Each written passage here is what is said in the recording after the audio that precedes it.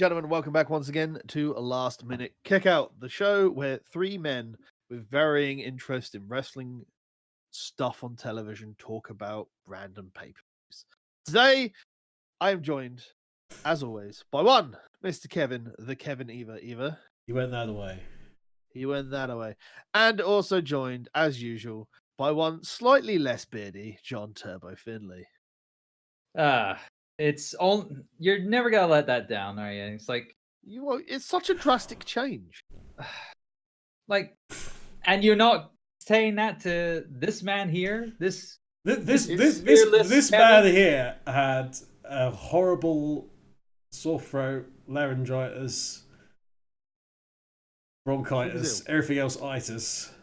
He was ill. Yeah, and it got shaved off because if you have a cold, having a beard, which then catches all the mucus coming out of your face, is not fun. No, it's not. It's not something the ladies dig. Wow. Wouldn't know. Today we are talking about the most recent WWE pay-per-view, one of Crown Jewel 2019. We're here again, everybody. The Jewel of the Desert. Well, it was surprisingly not filled with shit, as last couple have. No older men were broken in the making of this pay-per-view. True, but it still wasn't a very the trust and will of a locker room. Although I would have been quite. I think the whole reason they didn't want Hogan versus Flair is because they knew an old man would die. Mm-hmm. I'm sorry, Crown Prince, Saudi Crown Prince, Malarkey man. You're not gonna get that old man reunion. The old man shakedown. That should be the next Saudi show. It's like an old man shakedown. Flair windmills his jacket around, and just the weight of the coat drags him back. That's probably it. So there was an interesting card. It was very much filler. Nothing of real consequence mattered. Not majorly. It was just stuff to lead us into the main card, essentially. Showmania. I tell a lie. There was one thing of note. This pay-per-view. Two things technically. So I'm not being an arsehole. But we'll start with the pre-show, which I completely missed because life is a thing, and I don't think Mr. Kevin saw it either. But I forgot it was a thing entirely. There we go. Maybe that's a hint. WWE, stop doing pre-shows. Humberto Carrillo winning the 20-man Battle Royal, with the winner facing AJ Styles for the United States Championship in the same evening. Mr. John. Yeah. It was Jobber Central. It was Jobber Central. You did have a ton of jobbers in there. The only two notable people that was in there was Harper and Rowan. Luke Harper and Eric Rowan just cleaning house for the majority of that Battle Royal, teaming up, and then eventually they would turn. But then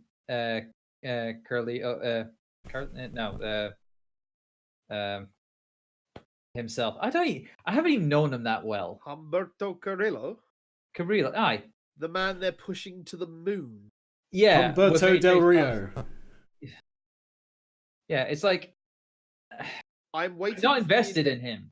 I'm waiting for the inevitable tag team of him and Ricochet, where they just do their superhero poses. Oh, I'm sure that's gonna happen. And if we can't get Ospreay. I mean, they got the next best thing with Ricochet, obviously, but if they do end up doing that down the line, that'll hurt Ricochet. Ricochet is way better as a singles competitor. That's why the his tag team with Aleister Black didn't really do him any favors in the long run. Yeah. And then Aleister Black went back to sitting in dark cupboards somewhere, going, "Why isn't anyone fighting me? I'm sad. Look at me. I'm dark, and I'm possessed by demons and devils, and I have issues. No, seriously, why is no one coming to fight me? I'm upset about this fact. Wait, where's Cesaro gone again? No, sadness." Sadness, Yeah. darkness. Well, But the only notable thing that I got from this was just the 24/7 title shenanigans, like midway after both the Sings got eliminated and R-Truth was eliminated, and R-Truth took the opportunity to get his title back and whatnot. Huzzah! Don't give him ideas, John. A 24-hour scramble match. You can see it happening. we'll lock everybody in a room. That's gotta be a live stream one day. Yeah, I'm sure. Some of them will. We open the main card with what would have been a contender for the shortest Brock Lesnar match in existence if SmackDown hadn't happened recently, where Brock had taken the title off Kofi. Brock Lesnar with Paul Heyman defeating Cain Velasquez with Rey Mysterio by submission. Yep. Slightly spoiled by Cain Velasquez having an injury, as I understand it. Yes. But also the camera shot where that we don't even see Cain tapping out. It was on the other side of him as well. Yeah, that was some unfortunate stuff there. Also, I think that would be the one that a little bit more of, had he been a regular performer, the referee would have been able to give him some kind of, heads up clue that wasn't audible, in terms of now tap. Yeah, I don't know. It just feels like that. After all of this hype and build up for Lesnar and Velasquez, it's just. I mean, he's essentially buried before he gets out the gate. He's been tricked at the starting line. He's been taken off the card for the Mexico City thing because he was going to be appearing there, and he's not. Yeah. But don't worry, because Brock Lesnar's now going to go Mysterio hunting. Brock Lesnar went Mysterio hunting. Yeah. We've now led into Mysterio versus Lesnar at Survivor Series. Somehow. Mm-hmm. It has the possibility to be an entertaining match, but fine, that's not going to happen. It's just, it's just going to get. You know what's going to happen is F5, and he'll go Mysterio. No, Mysterio will go for the 619. He'll pull it off, and then he'll jump onto the ropes, and then get picked up in F5. That's how it'll end. I personally just want to see him go for the F5. But then, because it's Rey Mysterio, Mysterio somehow counts it and just keeps going round and round and round and round and round and round his neck. With Brock not able to do anything because of Mysterio. I might have to look it up, but I think that is how they finished a match when, in Brock's debut type thing. Like he caught him in the air and then just F5'd him after the 619. Maybe. Probably. I mean, I know they've wanted to build up to Lesnar Mysterio for a long time. We've got Project Dominic that still needs to happen. That's not going to happen. I'm kind of cool with that happening. Actually, I'm kind of cool with if we've got Nicholas, who we've had no historical emotional investment in at all. It was just it's a kid. And then we found out later that it's John Cone's kid. Oh, okay, that's kind of nice. Yeah. Dominic, who we have literally seen grow up, it's a little bit different. But I'm not quite sure throwing him in the deep end at WrestleMania is a massively good idea. No. Probably not. All in all, disappointing for what I was thinking we'd get built. I would have thought it would have lasted, but it's as UFC match length, I guess.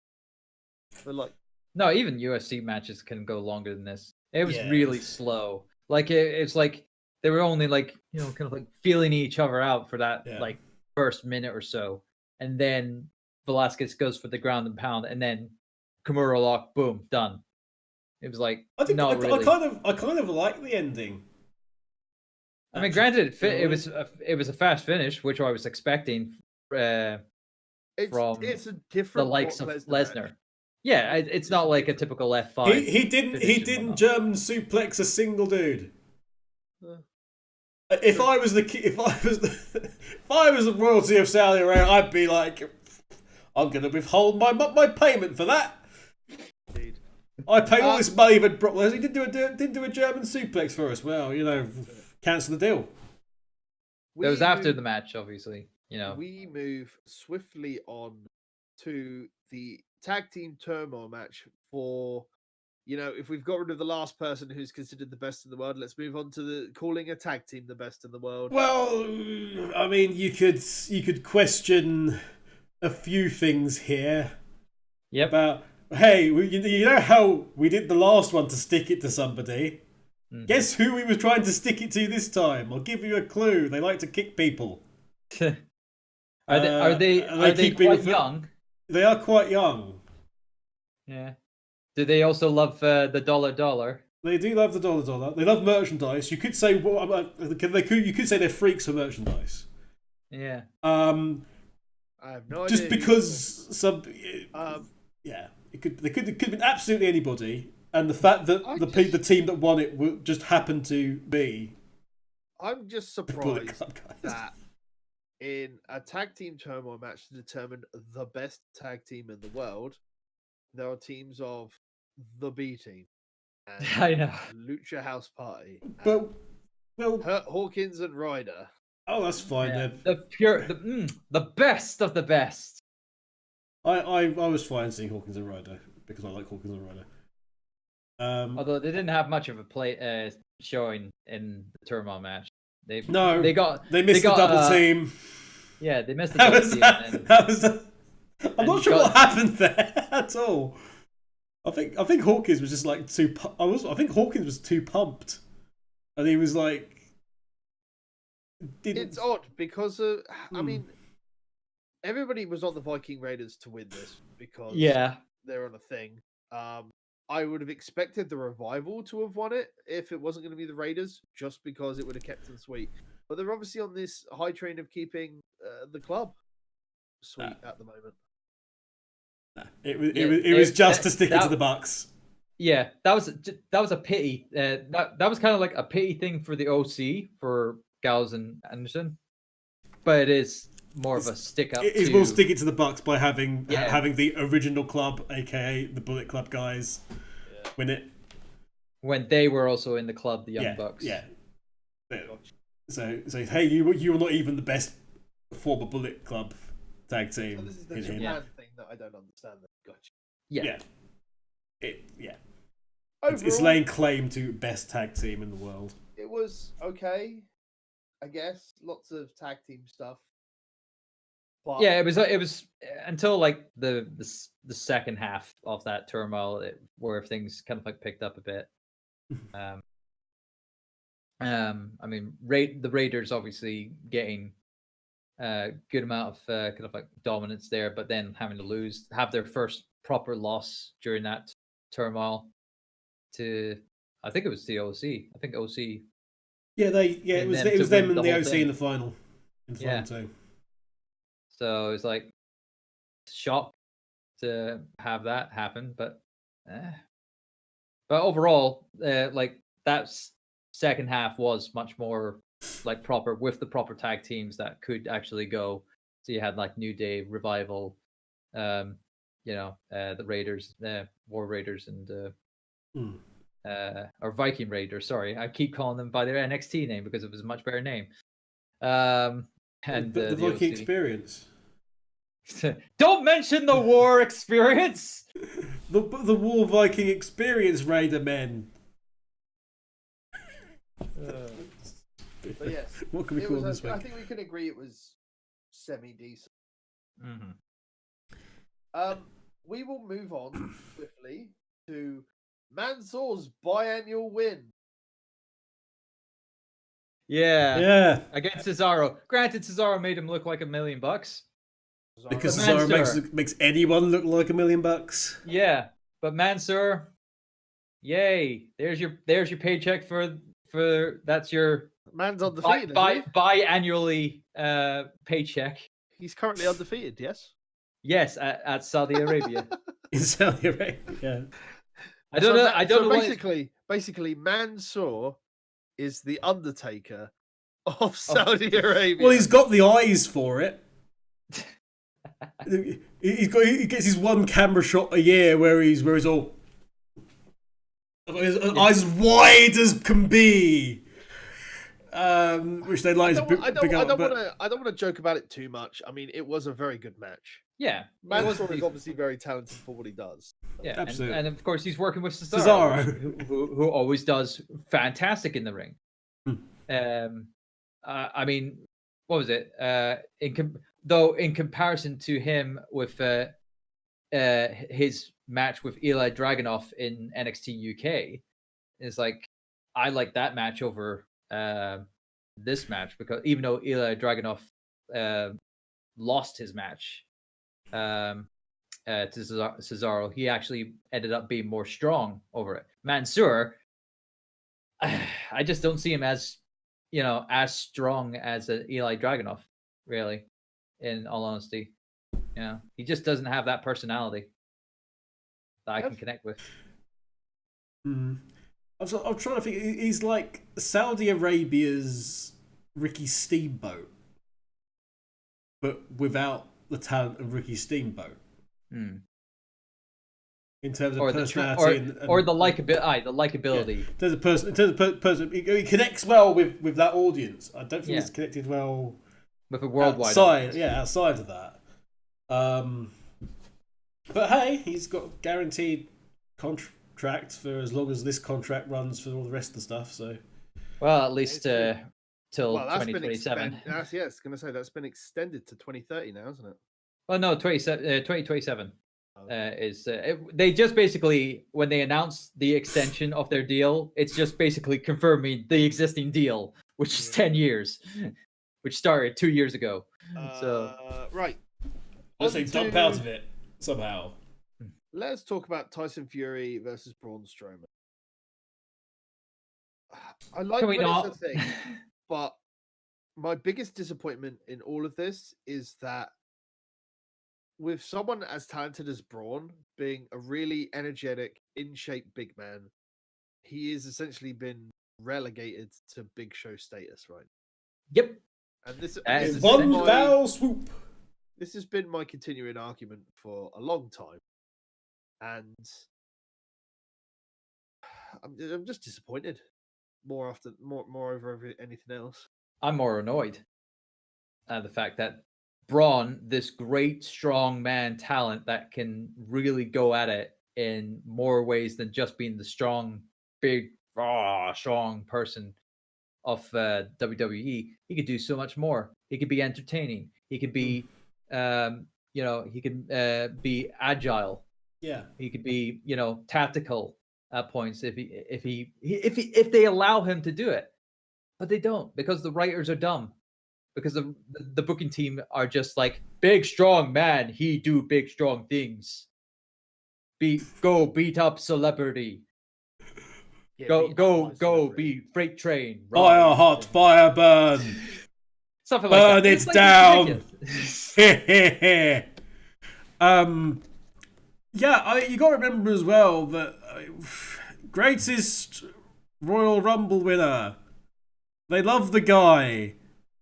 They want to cheer him. They want to see it, much like with Lesnar and how the roof would have come off the place had there been a roof when Lesnar came out at the beginning. They want to cheer for the big guy. They want to cheer for him. They like him. Damn it! So having him lose in that way has not really helped him even there. No. Granted, we knew fine that. We knew it was going to happen. Tyson Fury was going to win. It was going to happen, but it was just a matter of how it was going to do it, and it was just going to be a count-out victory. You look back to things like, we mentioned earlier, didn't we? We mentioned Steamboat earlier, but Jericho versus the Legends with Mickey Rourke and everything after that coming in, yeah. Wouldn't that match have been a hell of a lot better and probably handled a hell of a lot better if, say, Braun was replaced by someone like The Miz? Yeah. Someone who can work around that, and, you can't... The crowd's got, a heel Miz that, you want to see him get punched. Did we really want to see Braun get pummeled? Really? I think the reason it's more Braun than Miz is because of the height. More than anything else. I think it's literally just because they're pretty even. Big men's punch each other. Yay. If I wanted to watch boxing, I'd go watch boxing. Yeah, slightly disappointed. I think is the all round discussion. But there. you kind of you saw that Tyson Fury was having fun. Oh yeah, he was having a whale of a time. Yeah, I mean Absolute the whale of a entrance time. alone was He's a obviously fan. evident We by know he's a that. fan. He had so much fun that he was filled with adrenaline and forgot that he was meant to sell a running power slam. Yeah. Yeah.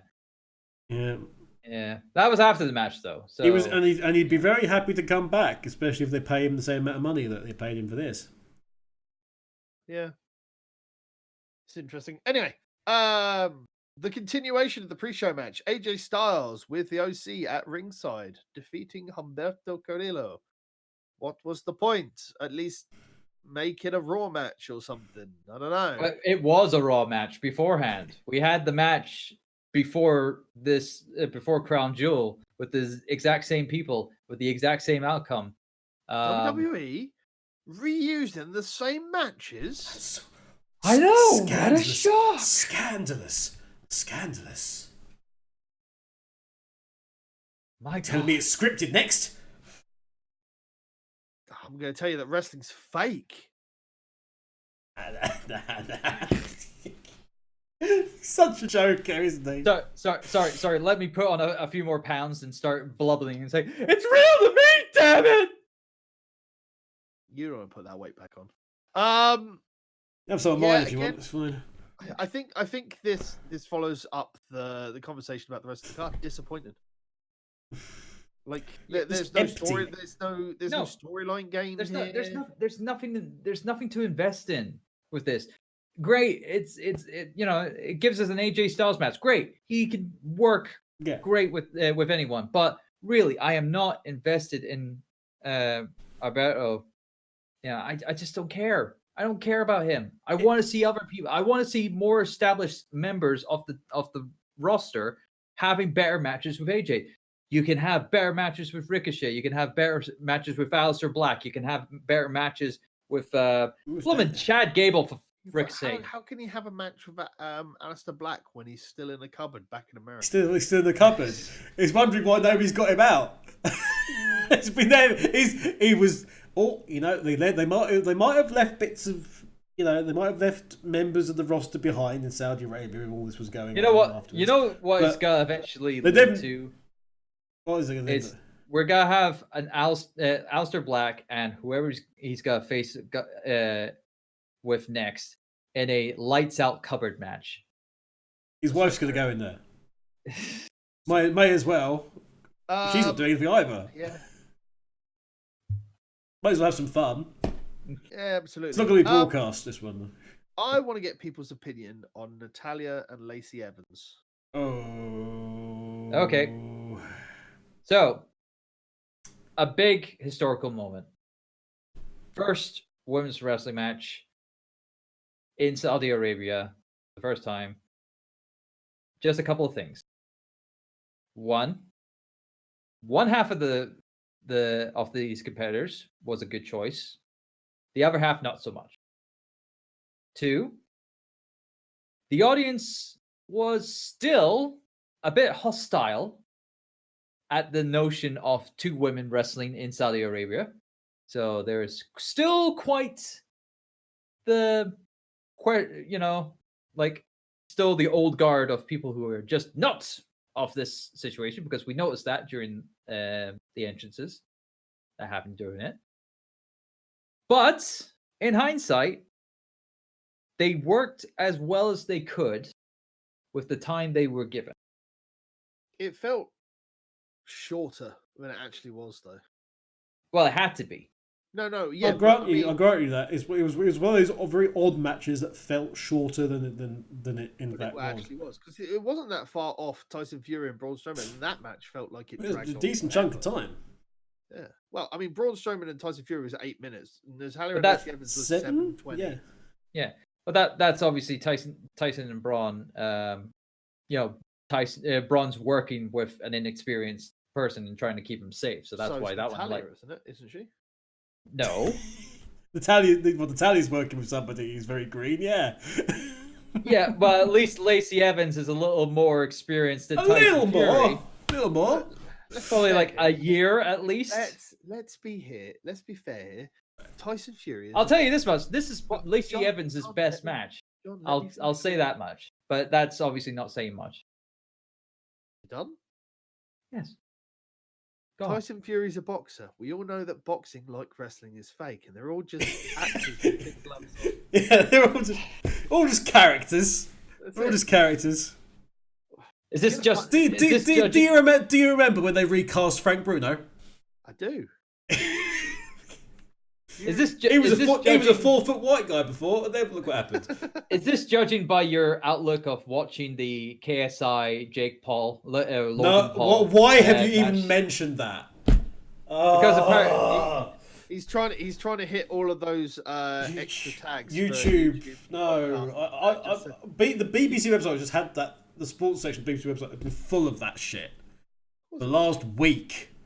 And it's like, is there no other actual sport in the world? I have going to on? be topical. Topical. Keep us- Right, I'm deliberately withdrawing this then. This episode's never. I'm going to lock this in a cupboard Kevin. somewhere with Aleister Black. It's going to stay there until WrestleMania 72. I already know the sort of line that Kevin's going to go around with the description for this video. Then. No, it is what you think. Okay, so. What was your thoughts on Natalya and Lacey Right. Evans, Kev? Bear in mind my comments on the previous episode, I was very happy to see that it happened. It could have easily been, with all that was going on with the broadcast, allegedly, quote unquote, it could have easily disappeared during that delay. So it was good that it happened. I think we weren't exactly astonished at how both Lacey and Natalya came out. I think that was a good way of. I think that was kind of a good way of doing it. The fact that it was set out as a, rivalries were kind of checked at the door in terms of history. It was more about the point of having. It wasn't the match so much. It was the point of having the match. Now, some people have raised that yes, it's great that we've had this match in the sense that, oh yes, it's a history making moment. Does it exactly undo some of the cultural things which are still going on? Sports wash was a term that one publication was using. It was sports washing of the problem. A bigger question for a bigger forum than our own. What I would say is, irrespective of those in the audience that may not have approved, was it worth it? Those camera shots of those little girls cheering and being amazed that they got to see two women perform that they were familiar with. That there was Natty fans there. There was even a couple of Lacey Evans fans there. That are like really, I mean, they're absolutely going bananas. Those young girls. So was it worth it? Those camera shots say yeah for the future. I'd agree with that. All right, let's get on to something which we want to shit on now. Team Hogan, Roman Reigns, Rusev, Ricochet, Shorty G, and the artist formerly known as Ali, with Hulk Hogan and Jimmy Hart against Team Flair of Randy Orton, King Corbin, Bobby Lashley, Shinsuke Nakamura, and Drew McIntyre, with Ric Flair with Ric Flair. Otherwise known as, we need to pay off Ric Flair's debts for another year. This is a good way of doing it. Mm-hmm. Just giving him the blood money. It was a thing that definitely happened on our screens. I think there the was only reason, 40 men involved, one of which was a referee, I recall. I think the only reason that this wasn't a Survivor Series type match is because Survivor Series. Survivor Series. The greatest Survivor Series. The greatest everything. The greatest backlash. The greatest. The greatest three stages of hell. It was... What happened in it? Nothing. Nothing. A lot. I'm waffling here just to buy myself some time. I can't remember. I do remember one thing. There was a good RKO. I remember that was a good RKO. Oh yeah, there was a good RKO. It was a very sweet RKO. But I vividly remember how annoyed Cole was getting cut off by the announcement of Roman Reigns coming to the ring. It's like you're fired. Because here comes the big dog. It's like you're ruining my spot. What a bitter. I need to sell this line. I need to sell it hard. Got one job, damn it. Let me look at my script here. Oh, the big dog. Yeah. But, I mean, the overall match rate was, the typical fare. Yeah. It would eventually lead to schmoz, everyone landing their finisher at the end. The usual nonsense. And bim bang bosh. Roman does a spear.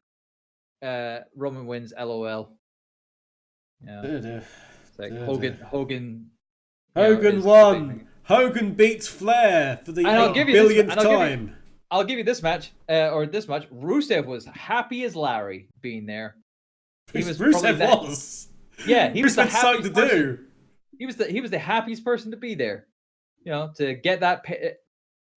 Saudi's heyday. He was in a match with a Hulk noticeably less shitty storyline than the one he's currently doing. He was so far away from everything going on. It kind of bled into this match a little bit because Lana was there, accompanying Bobby Lashley to the ring. There, so she was there briefly. She was at the top of the ramp. Briefly, and then she was then he was like banished. Yeah. But as you mentioned, Pete, nothing really happened between Flair and Hogan. Therefore, what was the point? Yeah. Don't know why don't know what Jimmy Hart was there. Jimmy Hart just turned up, I think. Yeah, I was gonna say Jimmy Hart. He shows up every time with that megaphone in hand, and he never says anything. He doesn't use it. He doesn't say anything. He doesn't do any cheering or whatever. Yeah, I'm surprised. He's not like the hype man he was. I'm surprised Jimmy Hart just book himself? I'm still surprised they give Ric Flair a live microphone at times. I'll be honest with you. Well, no one wants to give him a live microphone. Right. Because let's talk on to something noticeably more fun. The Fiend, Bray Wyatt versus Seth Rollins. Go on, do the whole thing. Do the whole thing. Burn it down. Burn it down. He's a little goblin. He's a little goblin. Little long-haired goblin. Burn it down. A Falls Count Anywhere match for the WWE Universal Championship, and the match cannot be stopped for any reason. Right. Except pinfall and submission. I rewatched this earlier. My opinion of it has changed rather drastically. Oh, go nuts then. I'm looking forward to this. Right, okay. So this was all... to set the scene, if you're not familiar with this, this was... this all came about after the match... After they stopped the Hell in a Cell match. Thus destroying the concept of Hell in a Cell. But... And damaging the pay-per-view as well. I'm not sure if you've watched the most recent Botchamania. I have not yet. I can't wait. They take the piss out of the fact that he's got the hammer and disqualified for it, when Randy Orton used a fucking screwdriver in Jeff's ear. And, Still, that is still legitimately one of the most disturbing sights in wrestling that has been in the last 5-10 years. Mm-hmm. Just doing that because you're not sure where to look on that, and it's part of the episode title of the LMKO review we did for that particular pay-per-view. Right, so this entire thing of, first of all, we brought back the red lighting. Fucking why? Because I think that's just going to be a standard for any Fiend match. Now. You know how superbly well it worked with Sin Cara. You know how you know how that didn't last either of those. Hey, wouldn't you like to pay ludicrous amounts of money to go to an arena, very well lit arena, to watch this tiny ring with tiny people because you can't afford the good seats, so you're up in the nosebleeds, and then all of a sudden it's a red blur. It's just a red blur, and you can't see anything. Yeah, I can't wait for them to try that shit at Mania. Bearing in mind the continuous problems that they have in terms of lighting and blinding people or blocking out shit. I can't wait for them to do that and half the bloody stadium not able to see the match. I'm waiting for them to work out what sort of hologram they want to put on the ring this year. So bearing in mind what we've had with Hell in a Cell, and we had this, and we had 7 stomps, and we had all sorts of other bollocks, and what's happened is, over the course of these 2 pay-per-views, you know how Seth Rollins is, the new Roman. He's now the guy. You know what you've managed to do over the course of those 2 pay-per-views? You've made every single move in his fucking moveset worthless. It doesn't do anything. He can kick out of anything. Any move that he does, anything at all. Can he kick out the yes. Can he kick out the stomp? Yes. Seth Rollins is going to be the sole reason why in WWE 2K21 you can bank 7 finishers. Yeah. Bank 7 finishers, and guess what? None of them do jack shit. It's all well and good. There are ways and means, and they did this with Taker so well, of making somebody look strong as can be without making your opponent look weak as anything. That is the problem. They've gone too far in a direction that this Fiend looked too strong. Everything. It's like no move of Seth Rollins means anything anymore. And you've weakened him to everybody else on the roster. And you've weakened the entire roster because the entire roster is supposedly below Seth Rollins. You've not made everyone else stronger. You've made literally everyone else weaker. And you've made them less effective. But I was using that example of, how well they did it with Taker. Mm-hmm. Mm-hmm. Rewind back to... Yeah, but you've got to remember Taker also lost matches because absolutely. They just made him just look strong for Mania and they didn't the occasional Survivor Series. SummerSlam 92 in the UK. It's him against Kamala. Doesn't exist. That pay-per-view doesn't exist. Doesn't exist. No, it happened in the UK. It doesn't happens exist. in the UK. No. Same as the insurrections are up now on WWE. It's fine. You can go see Insurrections if you want. But the finish of the match versus Kamala is a DQ, and Kamala just keeps he's Taker's down. He's set up a couple of times and didn't set up again. So he's gone bop bop bop bop bop. Oh, he's done a splash. He's gone off the Kimchi's gone. Remember we had the character called Kimchi? Bloody hell. Kimchi doesn't get to the second rope and leapt off. Half Wimpleman's going nuts somewhere and cussing out Fink, probably.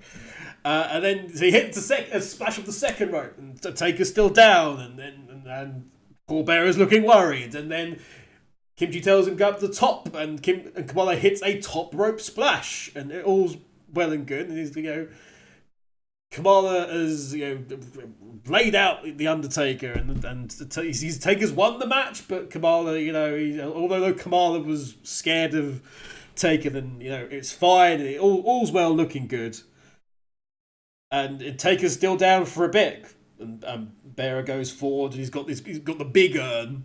With the big urn with the flashlight inside.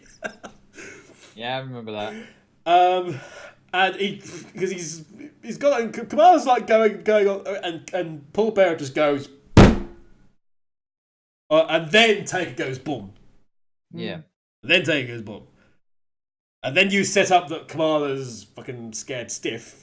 Mm-hmm. But, stuff where it was effective and it took time, and ultimately it still shows that Taker's strong, and then they led into the casket match, Survivor Series, and the rest is history.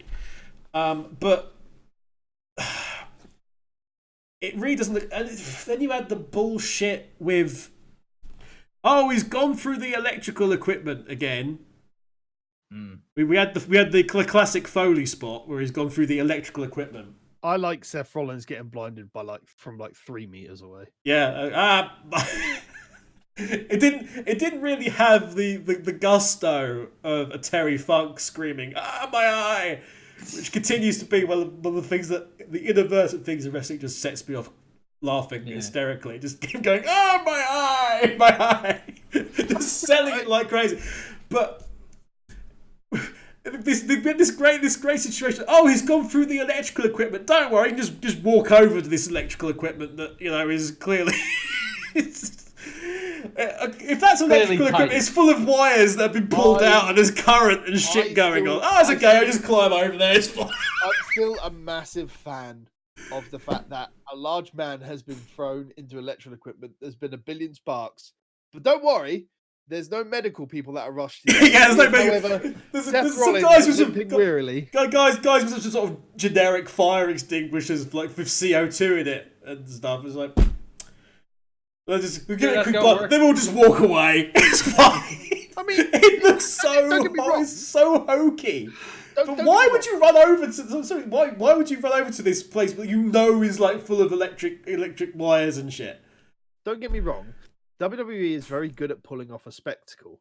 The problem is when that spectacle is just off to the side and it is noticeable that it's just like the reason that the Braun Strowman like shoving Bobby Lashley through the Raw set made such a thing is because it looked like it was part of the set and it didn't look different until you saw behind it and you saw how badly it all was. Oh yeah. But from the front, it didn't look something. But if you look at the front of like the stage, you've got normal stage. Oh, nothing's out of place. Oh, look, there's a conveniently set up electrical boxes just right there. If it's in and really amongst the crowd, Shane and Miz at Mania. Yep, that was good. And another one Mania set up, Mania 17 with Trips and Taker. Yeah, with the choke slam off of that scaffolding because as JR called at the time, it's like he just disappeared. Trips just disappeared. And he didn't know what had actually happened. Mm-hmm. Taker just looked like he just ended him. Yeah, but it cut to an angle where and obviously that it's not, and it's not. But the whole setup was much more raw, and it felt much more like it was legitimately part of the thing, as opposed to some shit like that. Where it was, I mean, I appreciate they actually had the circuit boxes there. Now. John, we haven't heard from you on this. Yeah, it was shit. I mean, that's what I'm kind of saying here. Ultimately, it was shit. I can understand how you see it as shit and whatnot, but did it redeem the mistake that happened at Hell in a Cell? It shouldn't have needed to redeem the mistake. The mistake shouldn't have happened to begin with. Yeah, and true. If they let's be fair here. If they were going to do the original spot that was rumored that they were going to do, then that would have meant that the original Foley spot, the Shane spot, and everything else that they've done in Hell in a Cell, that they like Rikishi going off into the lorry, every type of big spot that they've done should have meant that those matches should have just ended as well. Yeah, and so it's an absolute mockery. This is the problem with having match types as a particular point in the year, instead of like Hell in a Cell, as we mentioned last time, should be the end of a blood feud. No one can escape. It's happening there. No one's leaving except everybody leaves to manage to get on top somehow. But it's meant to be the end of a blood feud and not at a specific point. There used to be a scale of matches that you would go through in terms of a feud, and Hell in a Cell was indeed the ultimate one, unless there was a whole bunch that you wanted to end at one time, in which case you'd be able to stick them in the chamber or have like a special Hell in a Cell or what have you, like you say. And now it just doesn't exist. I don't ever recall in like an Attitude Era feud where the scale went match, like no matches, straight to Hell in a Cell, and then a last man standing match after a Hell in a Cell match. Because the whole point is that Hell in a Cell is a last man standing match, just without the standing. There are no rules. They obviously wanted to have a big title change. And they did. They wanted that. I think that more than anything, that's the reason the Hell in a Cell match ended the way it did. Because there was no way that Brock was going to drop the title to Velasquez. Humberto is not ready to have a title belt on him. No. And none of the tag belts were being defended. And the IC title wasn't defended either. Yeah. Because Shinsuke was in the tag match. It was in the Battle Royal. So it's just, it's mountains of bizarre. So... But no, I mean, my overall feelings to the match itself, I was so hot for the Fiend, and just the feud with Seth just was dulling it for me. I was getting bored. I mean, here's the thing: how it should have happened. Seth versus the Fiend at Hell in a Cell should have been a standard match where Seth can't put him down with the finishers and then goes for the weaponry and gets himself DQ'd. Then he's DQ'd. So the Fiend automatically, the way they work is while there's no automatic rematches, there's still the cause of like, oh, he got DQ'd, he'll get another title match. Because I think they mentioned this on a recent episode of something. I can't remember if it was AEW or WWE or something like that. Yeah, it was AEW. I think it was the title match between Jericho and Cody, actually. But then it's the fact that he's done all these, and then you have the weaponry, and then it's at the point where the sledgehammer shot goes too far, and then he's pushed away, but then that's where then they do that normal end thing where the Fiend gets the mandible claw and Seth bleeds from the mouth and everything else, and then that can lead into a last man standing match or something else because Seth's like, the only way I'm going to do it is to deal enough damage to keep him down. So we'll do a last man standing match. That way, you keep the Fiend's integrity. You use that moment to turn Seth heel because he's already doing heelish things anyway. Just make him full blown heel. And my God, if he was a full blown heel, at least on that recent episode of Raw, he wouldn't have seemed like a whiny absolute bitch to Triple H. Brock Lesnar's got the title. I don't have the belt. It's like nothing I've done in the last 6 months mean anything. I don't know what to do. Hey, I'll give you a title match. The only way I'll come back to NXT is if I'm the top guy. Book me strong, Papa H. Fucking what a whiny bastard. Got the title belt. I'll tell you what, the way things are going, him and Becky are completely right for each other in every way. Cause definitely. Bloody hell. Although, granted, Becky doesn't make it as annoying as what Seth makes it out to be. Scores on the doors. Oh, this will be good. Right. Start with you. Start with you for once. No. Start with you. No, it's not my show. We start with you. Start with you. Your show. I want you, Mr. Kevin, to give me a score and give me your general thoughts on the whole pay-per-view. 4. General thought. Pay-per-view. 4. Okay. John. It's worth a 4. In every sense. Same. 4. It's basically just it's Saudi Arabia. I'm always gonna be hating these hating these shows. Don't hate the show for where it is. Hate the show for the content. Well, exactly. That's what he's hating it for. Yeah, because the content can be pandering, and it has been pandering, and it's just overall, it's like it's just not entertaining to me mostly. I mean, the only good thing was to see the Fiend win the title, which he should have won either at Hell in a Cell or not didn't have the match at Hell in a Cell and just won it here, whatever. But it's better than last year's. It's better than last year's. Yes, it is better than last year's Crown Jewel. I'll say that much. I'm going to give it a 5.